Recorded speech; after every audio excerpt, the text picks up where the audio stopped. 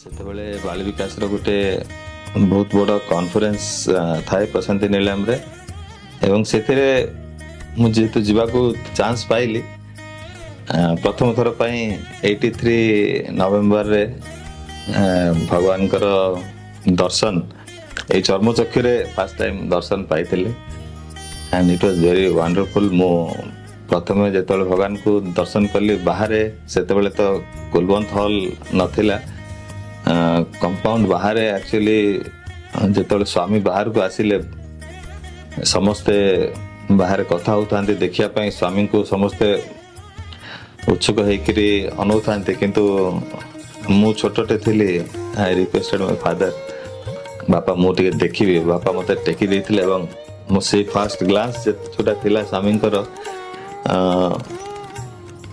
सेटा को मु आज पर्यंत सेटा इम्प्रिंट होकर रही जाए।